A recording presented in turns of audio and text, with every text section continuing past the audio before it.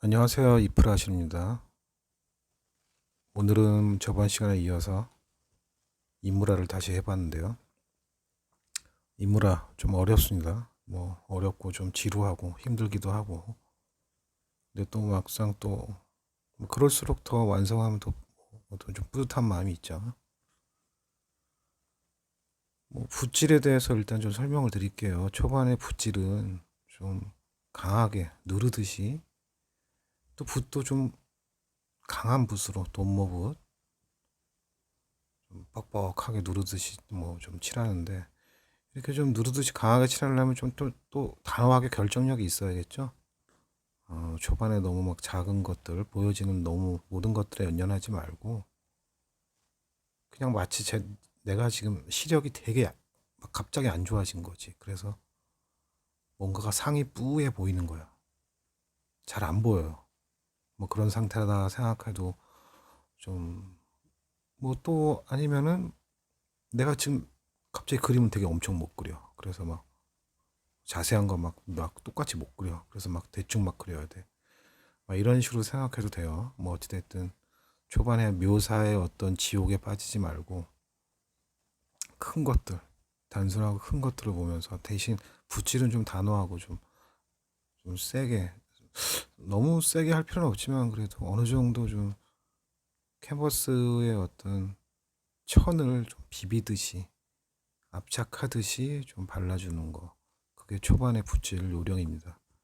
뭐 무조건 이렇게 하라는 거 아니죠. 뭐 개인마다 어떤 선호하는 뭐 여러 가지 방법이 있겠지만 자 어찌됐든 그래서 뭐 이렇게 막 그리다가 밑색이 어느 정도 깔리면 이제 이목구비 대충이라도 지금 잡고 있는 건데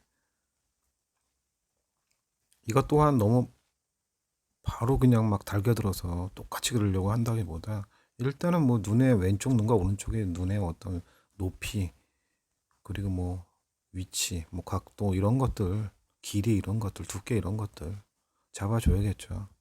초반에 뭐 대충 아주 대충 잡았지만 지금 진행이 됐으니까 확실히 틀린 게 있나 없나 확인하면서 잘 잡아줘야겠죠. 이목구비는 무조건 틀립니다. 이목구비는 아주 많은 계산과 재단이 있어야 되는 그 후에 어느 정도 이제 이목구비가 이제 비슷하구나 이렇게 드러나지.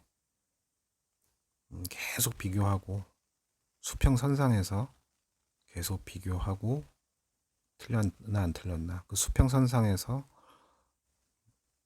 높아졌나 낮아졌나 왼쪽으로 기울어졌나 오른쪽으로 기울어졌나. 왜냐하면 이 수평선상이 수평 직선 직각 이런 것들에 대해서 우리가 되게 눈이 잘 틀린 걸 잘 잡아내거든요. 자 그래서 형태가 정확하다는 확인이 되었다면 그때부터 이제 어두운 부분을 잡아줘요. 왜냐하면 어두운 부분은 아무리 유활하지만 수정에 용이한 유활하지만 어두운 부분 수정하는 거는 좀 힘들거든요. 막 닦아내야 되고 그러니까 형태가 완벽히 잡혔다 이제 확인이 됐을 때 어두운 부분을 이제 표현해 주는 거죠. 아무리 어둡다고 보기에 너무 블랙처럼 보인다고 지금 단계에서 너무 블랙 생 검은색을 쓰지는 않는 게 효율적입니다. 왜냐하면 다른 부분이 너무 표현이 안 돼 있기 때문에 그 까만 부분이 너무 튀게 돼 버리거든요. 그러면 이제 내 그림이 밸런스가 깨져서 조금 운영에 있어서 조금 꼬일 수가 있기 때문에 조금만 어두운 색을 써도 지금은 아주 거의 블랙처럼 보이게 돼요. 다른 부분 색이 채도가 지금 많이 올라와 있는 상태가 아니기 때문에. 자, 지금 피부 표현 같은 거 이런 거 하고 있는데요.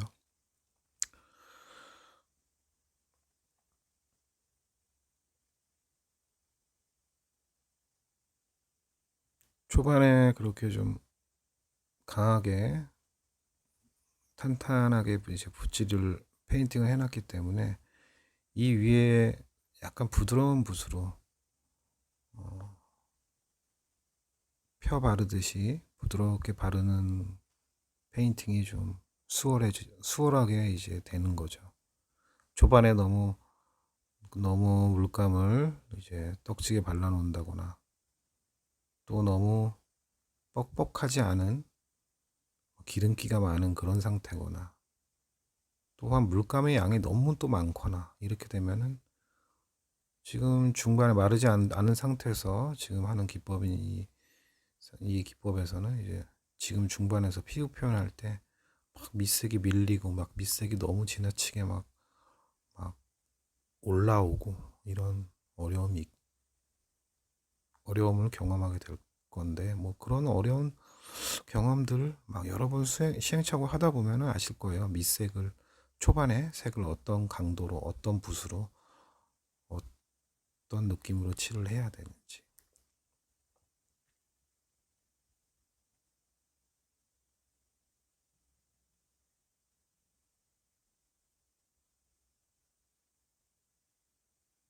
제가 지금 얼굴에 어두운 부분을 표현을 해주고 있는데요. 어두운 부분은 실제보다 조금 더 어둡게 초반에 페인팅을 해주고 그 다음에 묘사 들어갈 때 밝은 색을 표현을 해주는 거죠. 그래서 밝은 부분들을 막 표현을 하다 보면은 조금 밝아지지 않겠어요? 당연히. 이제 그래서 자연스럽게 색이 맞추어지는 거죠.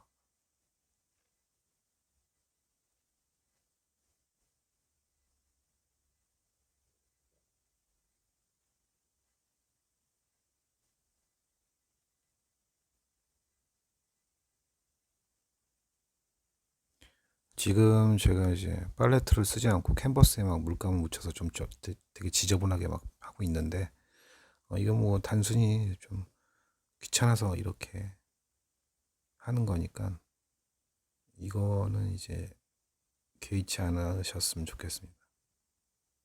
올바른 방법이 아니니까 이거는 조금 지양하시기 바랍니다. 캔버스에 저렇게 물감을 묻혀놓고 바로 이제 피부색을 표현하면은 피부톤 맞추기가 좀 즉각적이고 좀 편하죠. 아무래도 내 하단부에 팔레트가 있으면은 이제 계속 피부 얼굴 보고 또 내 팔레트 보고 이제 왔다 갔다 계속 시선이 왔다 갔다 하면서 그 찰나의 잠깐의 시간에 그 어떤 기억이 조금 색이 좀 색의 기억이 좀 안 나고 좀 다르게 기억이 될 수가 있으니까 이제 바로 옆에 저렇게 색이 있으면은 바로 옆에서 이렇게 비교가 되는 거죠. 뭐 그런 장점도 있긴 있는데 하여튼 뭐 저렇게 좀 지저분하게 화면에 막 이렇게 묻혀가면서 하는 건 올바른 방법은 아니라고 생각합니다. 단순히 귀찮아서 저렇게 한다는 거.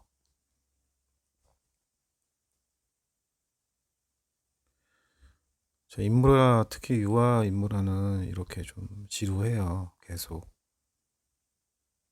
얼굴에 어떤 느낌, 사실적인 느낌이 올라올 때까지 끊임없이 붓을 저렇게 터치를 넣어주면서 계속 표현을 하게 돼야 되는 거죠. 지금 얼굴에 미세한 피부 주름, 뭐 이마의 주름이라든가 화면에 작아서 잘 안 보일 수 있겠지만 눈가의 주름이라든가 이런 것들을 표현하실 때 이것도 엄연한 입체라고 생각하셔야 돼요.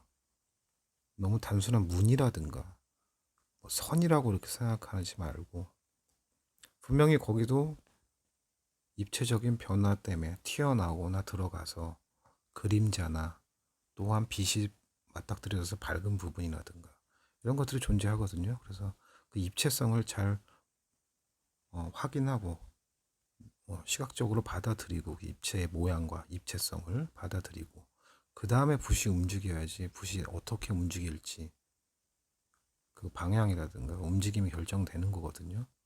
그러니까 주름이라든가 뭐 이런 형태들 항상 작은 입체들 거의 평면에 가깝지만 그래도 튀어나오고 들어가는 그런 입체라고 인식하고 그 형태들을 확인해야 된다라는 거, 결정해야 된다라는 거. 그렇게 붓이 움직인다라는 거. 지금 코 하고 있는데 코는 이제 그런 주름 뭐 이런 것보다 비교할 수 없는 아주 거대한 이 뭔가 거대한 코라는 입체로 보는가, 아니면은 코 겉에 피부의 어떤 색이라든가 어질어질한 그 뭐 밝고 어둡고 뭐 그런 표면만 보고 붓이 움직이는가, 이건 아주 큰 차이예요. 코를 아주 거대한 어떤 마치 석상 같이 생각하고, 그 거대한 석상에, 코 모양의 거대한 석상에 빛이 비추어지고 있는 거죠. 그래서 어디가 밝고 어디가 어둡고 이게 형성이 됐다 이렇게 생각하시고 보고 페인팅을 해야 돼요. 그렇게 페인팅을 먼저 한 다음에, 그 다음에 우리가 보고 그리는 이미지의 최종 겉에 보여지는 그런 작은 그런 빛의 변화들, 이런 것들을 섬세하게 표현을 해주면은 이제 그림의 어떤 밀도감, 깊이감이 형성이 되는 거죠. 가끔 유튜브 다른 작가분들 보면은 아주 백지 상태에서 바로 피부 표현의 그 이미지에서 보여지는 그런 작은 피부의 모든 것들을 즉각적으로 그려내는데, 그런 페인팅 기법도 있어요. 그런 페인팅 기법이라면 코가 뭐 입체인지 뭔지 이런 거 생각할 필요도 없어요. 그냥 시각적으로 보여주는 그 모든 하나부터 천 가지의 여러 가지 모든 것들을 다 붓끝으로 옮겨야 되는 그런 페인팅이 된 그런 페인팅이니까요.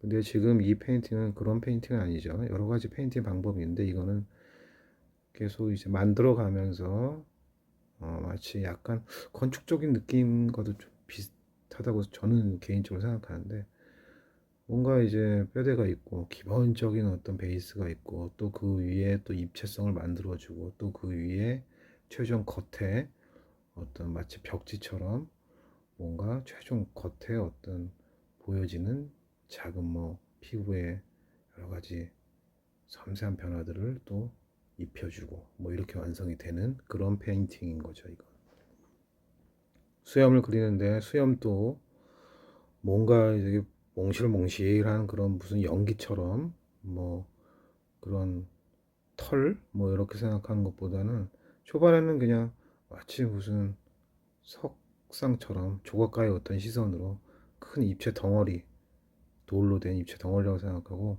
어둡고 밝은 부분을 먼저 잡아주는 거, 그렇게 생각하면 조금 더 효율적이지 않을까, 저는 그렇게 생각합니다. 어찌됐든 그래서 어둠이 있어야지 그 위에 밝은 게 보이겠죠. 생각해 보세요, 여러분들.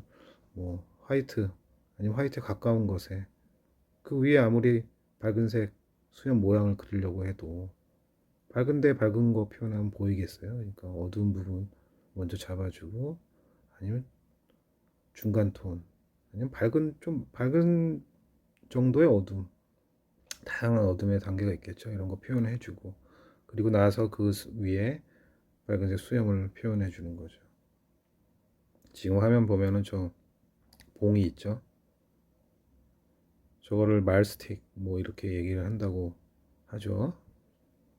저 스틱은 표면에 안 말라져 있는 상태에서 손이 닿으면 안 되니까, 저는 세필로 하는 묘사에는 우리가 팔을 들고 묘사하면 팔이 막 흔들리죠.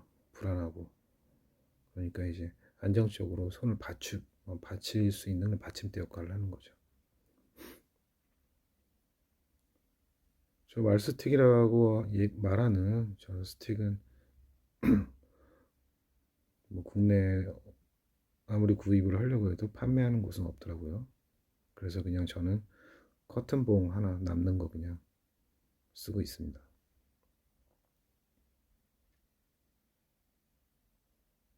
유화는 이제 지금처럼 표면에 어느 정도 물감들이 올라와 있을 때, 꾸덕꾸덕하게 올라와 있을 때, 그때 그 위에 묘사하는 그때의 느낌이 가장 좋은 것 같아요. 초반에는 조금 혼란스럽고, 조금 초반에는 또 뭔가 좀 마음에 안 들잖아요. 항상 초반에는. 그렇죠. 내가 그리고자 하는 그런 형태라든가 그런 결과적인 게 너무 안 되어 있는 상태니까 초반, 중반 뭐 이런 때는 조금 좀 귀찮기도 하죠. 막 그런 과정이 좀 없었으면 좋겠다. 막 이런 누가 해주면 안 되나 막 이런 생각도 좀 들기도 하고. 형태 잡는 건 더 귀찮죠. 그래서 전 거의 아예 초반에 형태를 따로 잡질 않습니다. 그냥 에라 모르겠다. 틀리면 틀려라. 근데 물론 이제 뭐 저는 형태 잡는 그런 드로잉 연습을 좀 많이 했기 때문에 손에 익었기 때문에 좀 형태를 생략을 좀 해도 뭐 중반에 좀 많이 고쳐요. 저도 많이 틀려서. 그래서 여러분들은 좀 초반에 형태는 좀 완벽히 잡아놓고 그렇게 하다가 숙달이 되면은 형태 안 잡고 그냥 툭툭툭 발라버리고 막 그렇게 하시기 바랍니다. 어쨌든 지금 단계에서는 조금 어느 정도 내가 원하는 그런 얼굴이라든가 그리고 물감 표면 상태가 좀 만들어져 있기 때문에 붓끝으로 저렇게 톡톡 조금씩 발라가면서 그라데이션도 하면서 뭉개기도 하고 올리기도 하고 그런 원활한 페인팅을 할 수 있는 지금은 단계죠. 물론 그렇다고 해도 뭐 그림 그리는 게 막 즐겁다, 재밌다. 그 어떤 면에서는 이제 그림 그리는 이 단계에서 특히 인물화 같은 경우 그렇게 즐겁다, 재밌다, 뭐 그럴 수가 없거든요. 이거는 어떻게 보면은 뭐 우리가 흔히 말하는 노가다, 되게 반복적이고 꾸준히 뭔가를 해야 되는 그런 어떤 뭔가 기술적인 그런 계속 움직임이기 때문에 이게 막 되게 즐겁고 이럴 수는 없어요. 그런데 그런 건 있죠. 여기 지금 이 과정에 지금 이 세계 안에서 좀 푹 빠져서 좀 몰입이 되는 그런 몰입감은 있죠. 그 몰입감의 행복하다, 안정적이다, 편하다, 뭐 이런 느낌이 있는 것 같아요. 근데 재미는 그렇게 뭐 재밌고 뭐 이런 건 아니라고 생각합니다. 뭐 제 개인적으로. 그런 집중, 몰입감 이런 거에서 오는 어떤 안정감, 편안함 뭐 이런 건 있죠.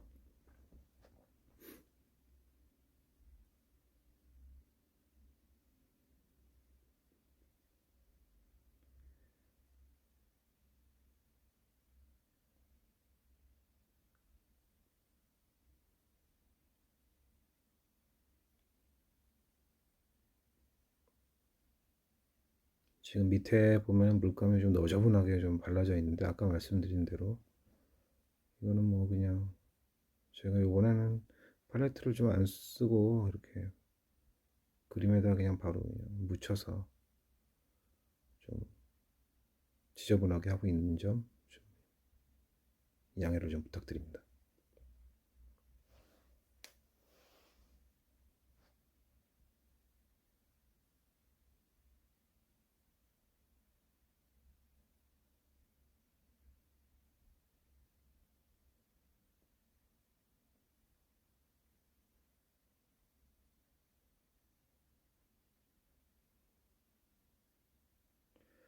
저 수염 부분에서 좀 중간 톤 정도 되는 그런 부분 영역들을 수염을 그리듯이 하느냐 아니면 그냥 뭐 평면 그냥 칠하듯이 막 칠하느냐 그 두 개 한 중간 정도인 것 같아요. 뭐 그냥 막 평면에 바르듯이 아무 입체감 없이 바르지 말고 약간 그렇다고 또 수염 한 가닥 한 가닥 이렇게 그리듯이 그렇게 저 중간 톤을 표현하지도 말고 그렇게 한 것보다는 좀 그 중간 정도 약간 어 붓의 어떤 손목 스냅을 이용해서 좀 약간 펴 바르면서 중간 톤을 좀 수염도 아니지만 수염 한 가닥 한 가닥 막 이런 묘사도 아니지만 그렇다고 아예 입체성 없이 그냥 막 바르는 것도 아니에요. 중간 정도로 좀 발라주는 거.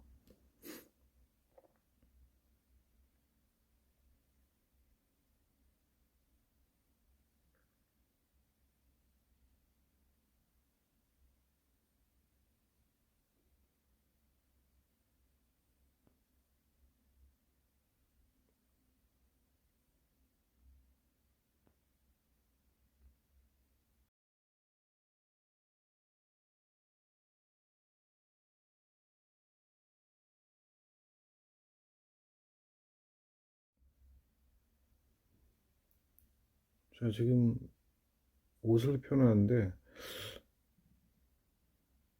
이 옷이 조금 생각보다 조금 페인팅이 좀 어렵더라고요. 왜냐면 지금 뭐 화면에 뭐 보이듯이 화면에서 오른쪽 옷의 부분과 왼쪽 부분이 조금 오묘하게 빛의 차이에 따라서 녹색이 조금 더 보이고 왼쪽은 조금 파란색 조금 더 잘 보이는 빛의 변화에 따라서 옷의 색감이 좀 달리 보이는 이런 상태거든요.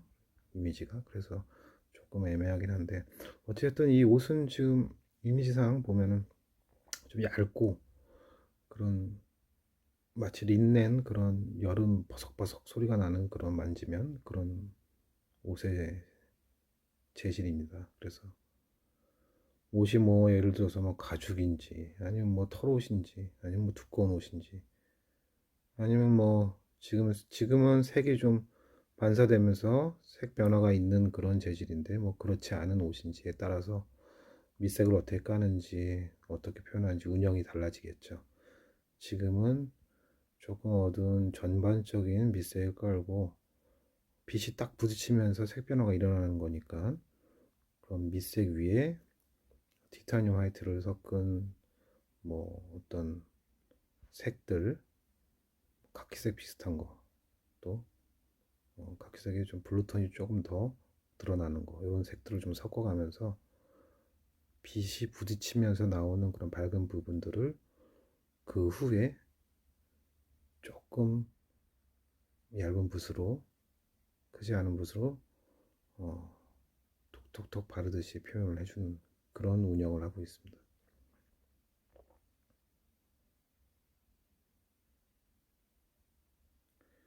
저는 개인적으로 인물화 할 때 저렇게 목이라든가 옷 같은 부분이 제일 귀찮아요. 얼굴은 당연히 해야 되고 그 막중한 책임감이 있죠. 얼굴은 좀 뭔가 해내야 된다는 집중해야 된다는 그런 책임감이 어쩔 수 없이 부여되는데 옷 같은 건 왠지 좀 어, 엑스트라 같고 뭔가 배경 같고 좀 제 개인적으로 뭐 좀 그렇거든요. 그래서 옷을 하는 게 왜 이렇게 귀찮은지 참. 그래서 아무튼 저 옷은 또 이제 빛 변화가 너무 많고 그래가지고 조금 시간이 걸렸어요. 그래서 옷을 좀 열심히 하고 있습니다.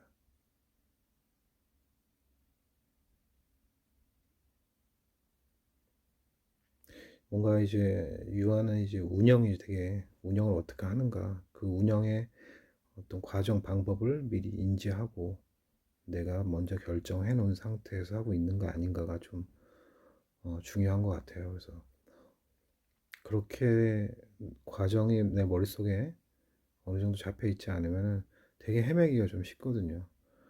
뭐 경험해 보셨나 모르겠지만 유튜브 이런 데서 막 작가들을 막 정말 몇십 년 동안 해서 어떤 달인이 된 그런 작가들 그림 우리가 많이 보잖아요.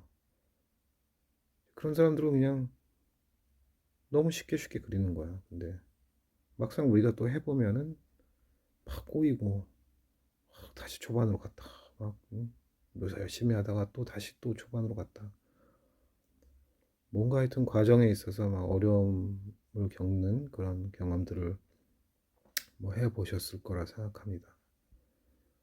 그래서 이런 옷 같은 것도 표현도 갈팡질팡 막 어렵게 꼬이지 않게 되려면은 초반에는 어, 어떤 상태를 만들어야지 또 중반에는 또 어떤 상태를 만들어야지 마지막에 이제 밝은 부분 또 약간 마른 상태에서 그 위에 꾸덕꾸덕한 상태에서 그 위에다가 밝은 거를 좀 막 비비드 칠해서 질감을 좀 표현해 봐야지 막 이런 하여튼 뭔가 과정에 따른 어떤 결정이 있는 상태에서 해야 합니다. 뭐 물론 뭐 경험이 좀 없어서 그런 과정이라든가 이런 거를 계획하지 못할 시기도 있겠죠. 저 또한 뭐 지금도 가끔 그런데 그럴 때 그냥 부딪히는 거죠. 근데 뭐 부딪히고 학습되고 이제 그걸 또 학습이라고 생각하고 시행착오도 꼭 유아 같은 경우는 시행착오도 되게 중요하잖아요. 우리가 경험했듯이. 근데 그 시행착오가 그냥 시행착오 스트레스 막 망치고 막 스트레스 막 악몽 막 진짜 그 다음에 그림 그려지기 싫고 막 이러면 안 돼요. 그러면은 정말 저희 화실에 오시는 분들도 한 두 작품 하고 이제 포기하고 막 이렇게 되는 경우가 많거든요. 자, 어찌됐든 옷이 어느새 이렇게 완성이 돼 가네요. 예, 오늘 뭐 그래서 이렇게 인모라가 또 하나가 어설프지만 완성이 되었습니다. 부족한 영상 항상 들어주시고 봐주시고 찾아주셔서 감사합니다. 다음에는 좀 완성도 있는 설명과 그림으로 찾아뵙겠습니다. 감사합니다.